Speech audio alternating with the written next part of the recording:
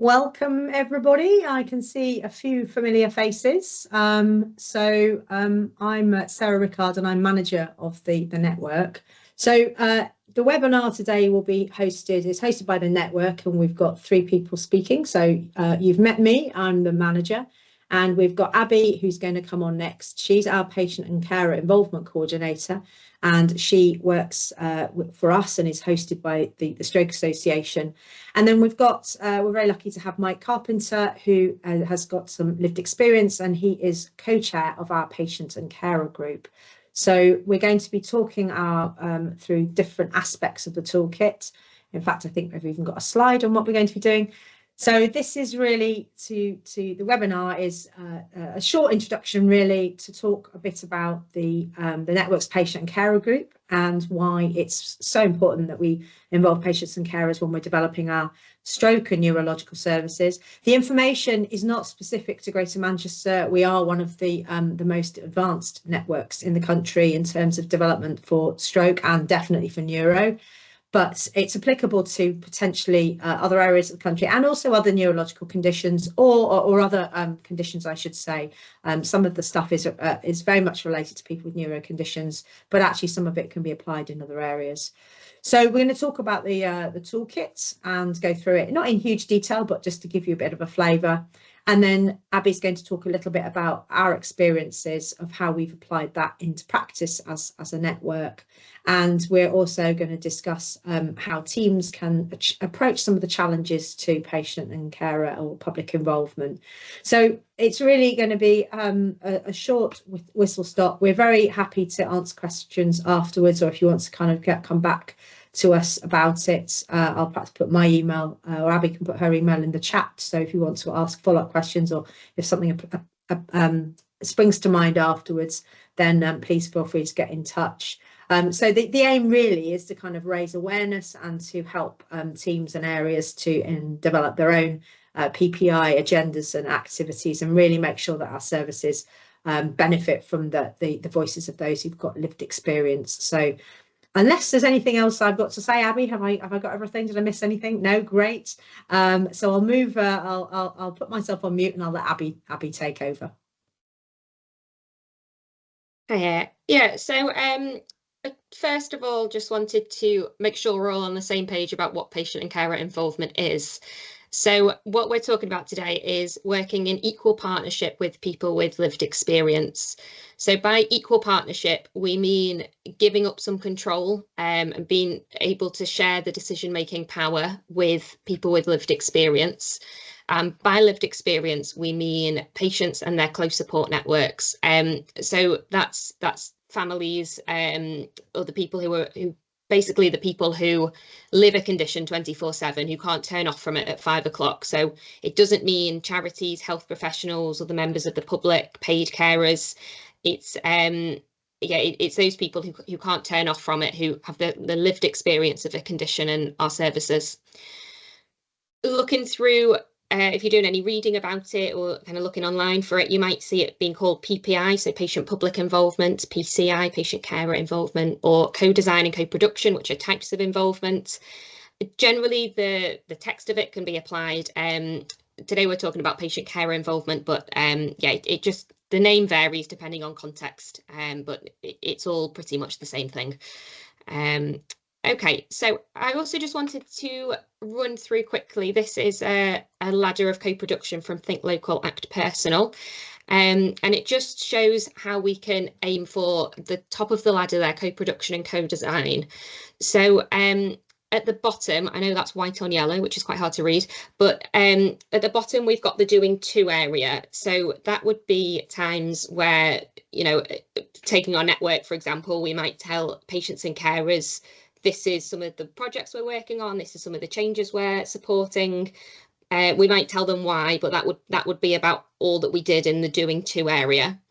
The doing for area would be where we ask for some input. We're starting to engage and involve people, but there's still limitations to which parts of the projects they're involved in, or the influence that they have on the final decisions. So there's still kind of some leeway there, some limits there.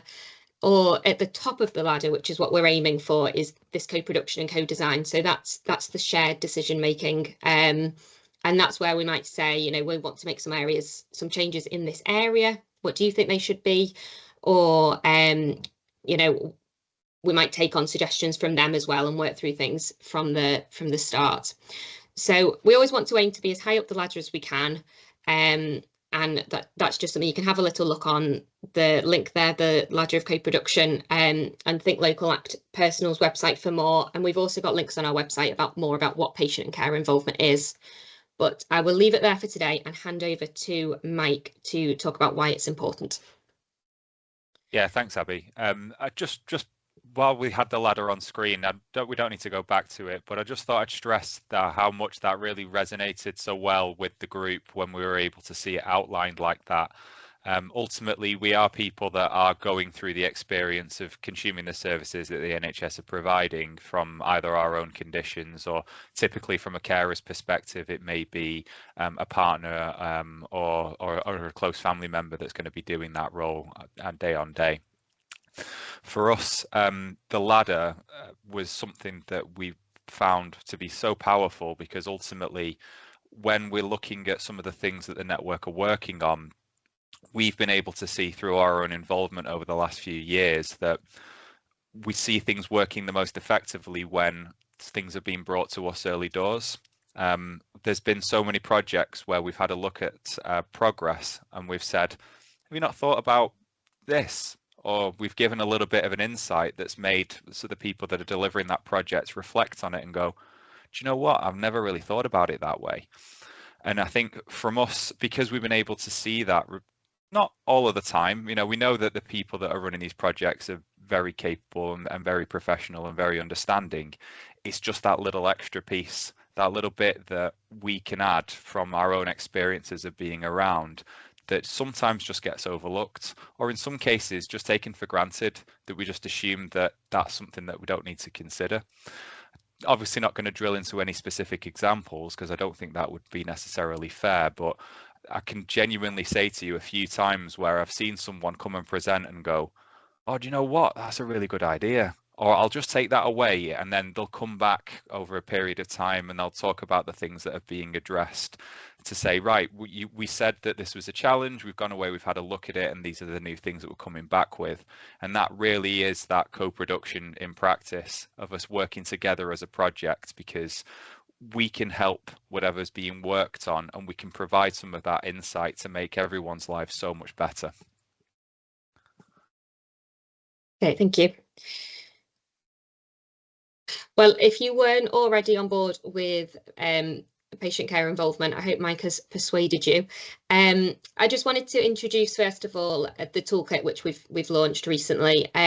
So what this toolkit does is takes best practice guidance, which already exists out there. We've not created any new guidance here, but what we've done is apply it to a stroke and neurorehabilitation setting. So taking into account the people with lived experience of specifically stroke and neurorehabilitation services.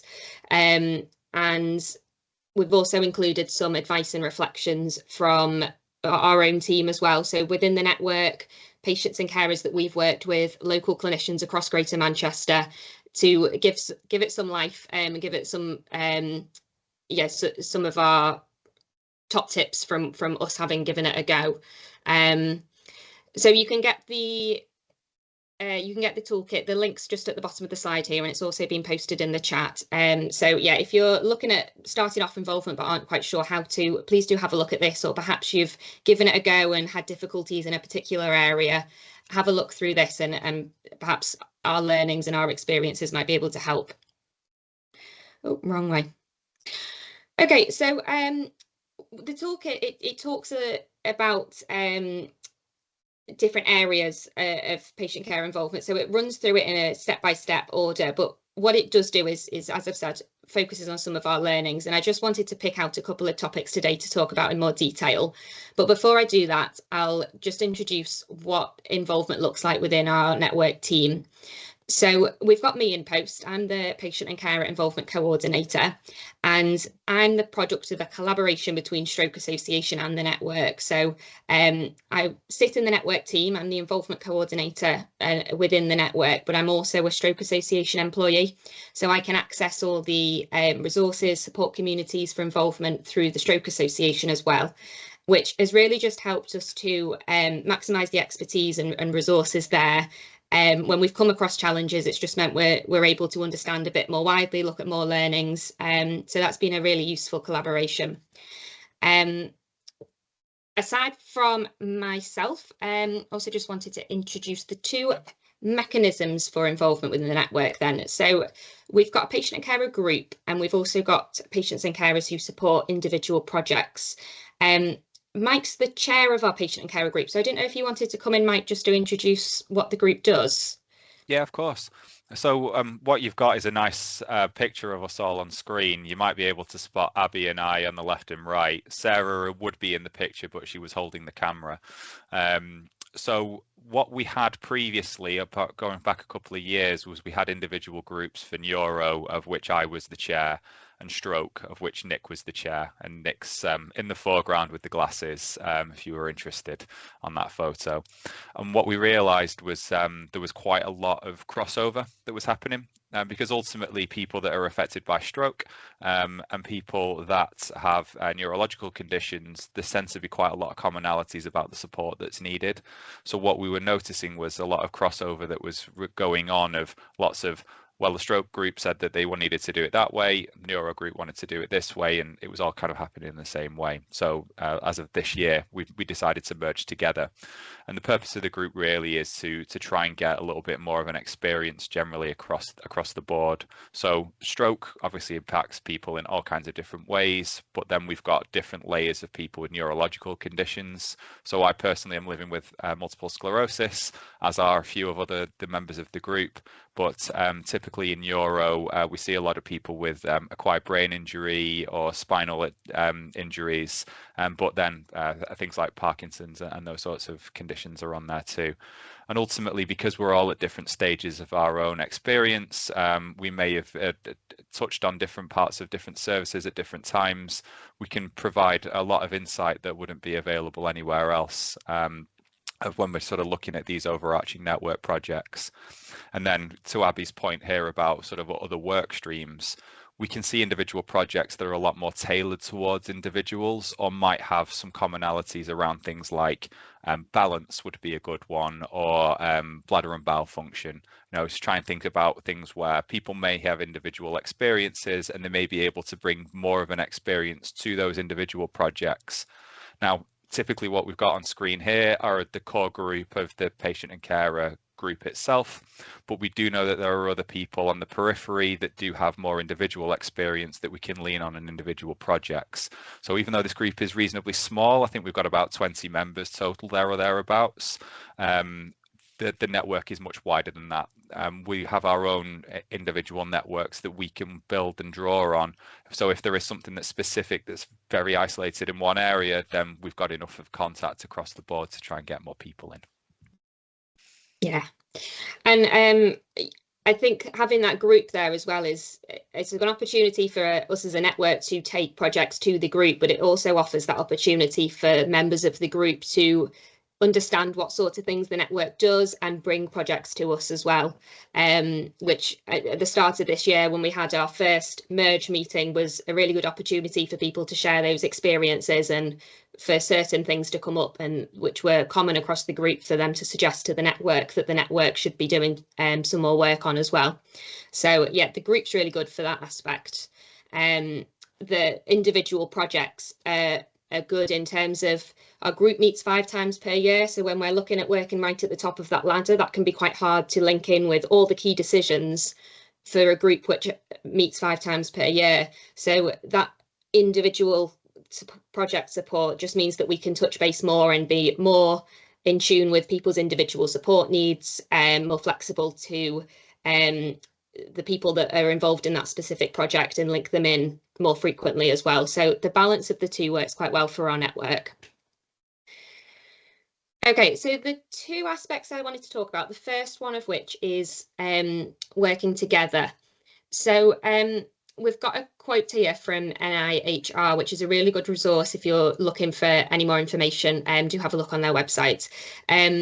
But they just talking about that shared decision making. I thought this quote might be quite useful to share.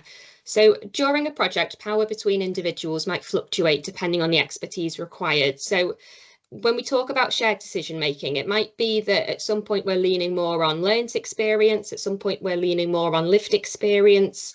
But what we talk about when we're talking about co-production and co-design is that key decisions, so joint ownership of the key decisions. So we are coming back together again.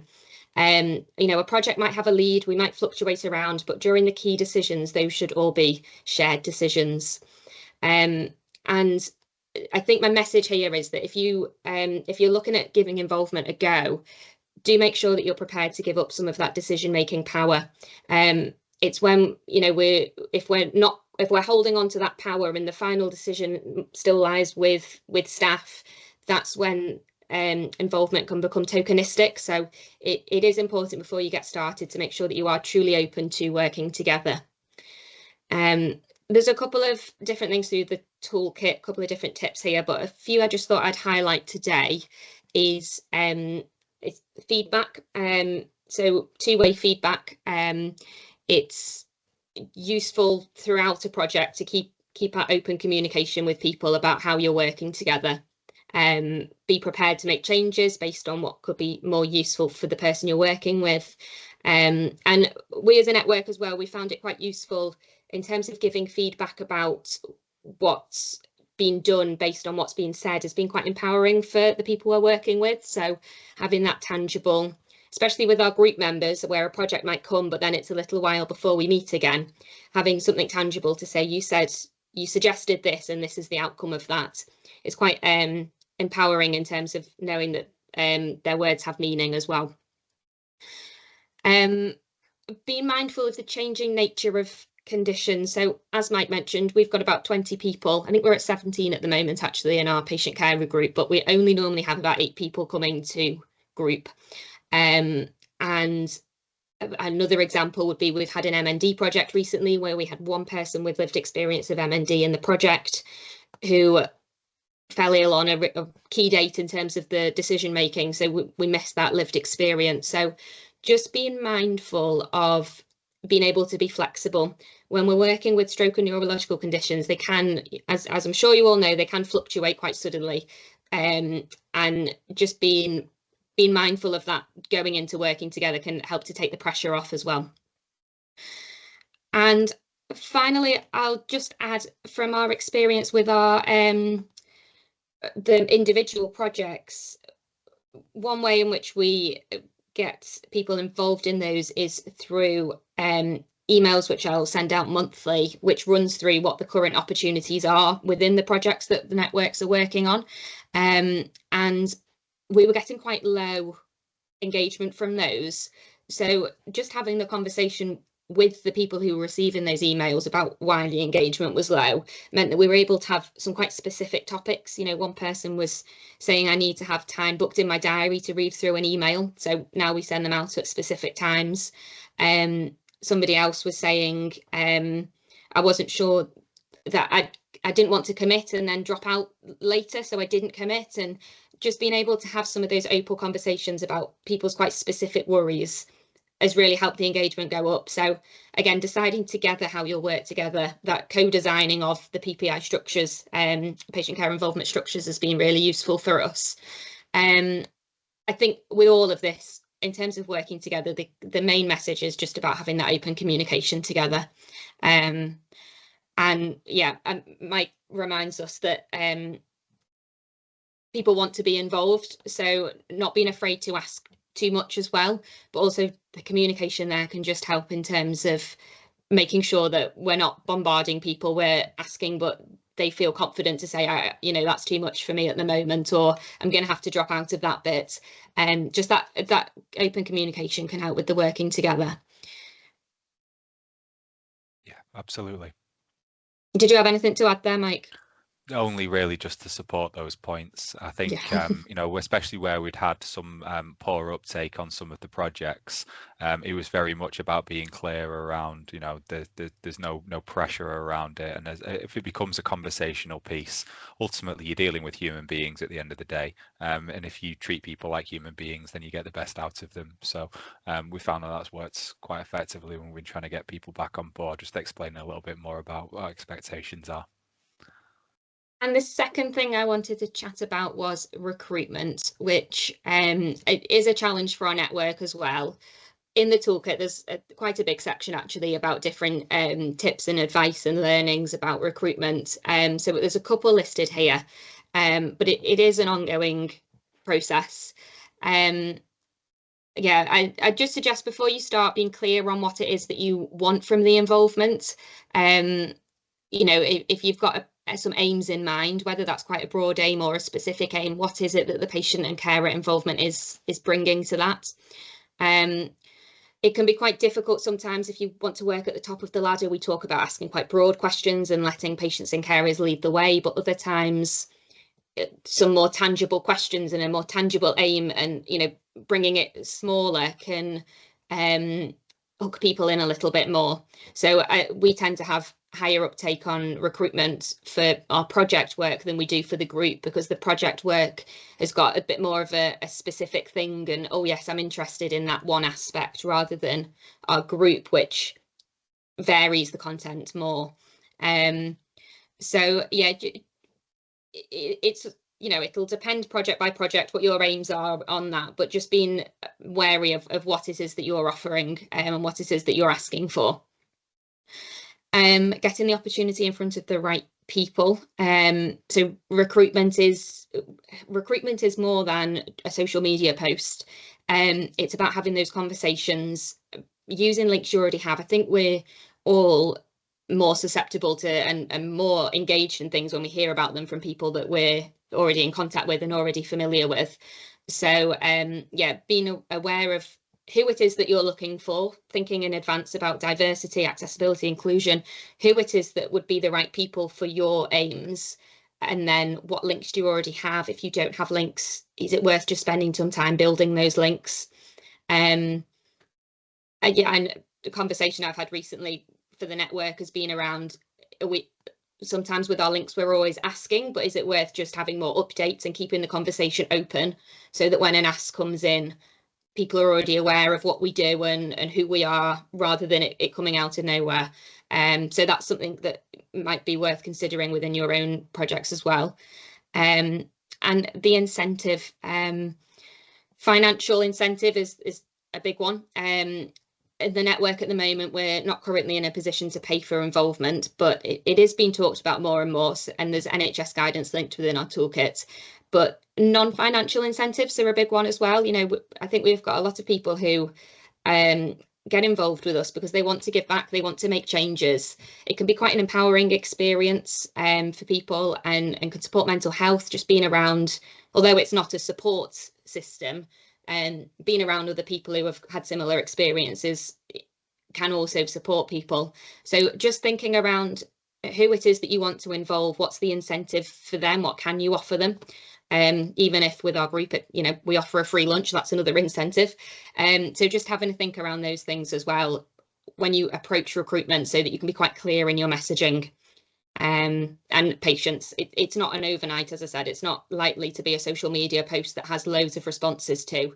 You do need to put time into recruitment and build up those pathways and relationships. But yeah, I think it's important to just focus on trying to be as high up the ladder as you can, involving people as early and as often as you can, and working together when you hit those problems. If you've got people involved already, working together to overcome those. Yeah, that applies to recruitment as well. Yeah. Have you got anything else to add, Michael, Sarah, before I move on? I was going to just raise the point generally about accessibility and making sure that things are being targeted in the right kind of ways. I know we've had some challenges within the group generally about making sure that the venues that we're using and the language and the communication styles are accounting for people with different capabilities. And I know it's definitely something to bear in mind about who you're trying to target, especially on that recruitment piece, but also as a day-to-day running of the group itself. You know, we had a brilliant venue once, and then it turned out that it was too noisy, and that was impacting people's ability to concentrate. So there's a lot to consider, and it comes down to accessibility. But from a recruitment standpoint, it's making sure that the messaging is clear and concise. So someone that may have some challenges, their input is very valuable, because they're the people that probably have the biggest challenges of all when they're trying to engage with the services. So having people with that direct lived experience from the get-go can provide a tremendous amount of value. And if we're targeting those people in the right way, then all the better. And I would just pick up, because I'm sure some people here are perhaps thinking, oh God, I've got to set up a patient and carer group.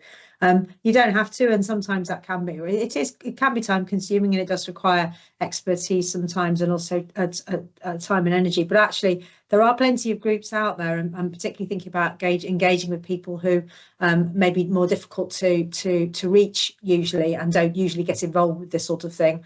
So there are lots of community groups, there are lots of groups where people already gather and are all part of an organisation. So sometimes, rather than expecting people to come to you and involving them, you can go to organisations that are already involved with care, or have people who use your services. So it's not always about setting up a group, it's about identifying forums where you can potentially recruit people. So the principles are the same, but you don't necessarily have to run a physical group to do that.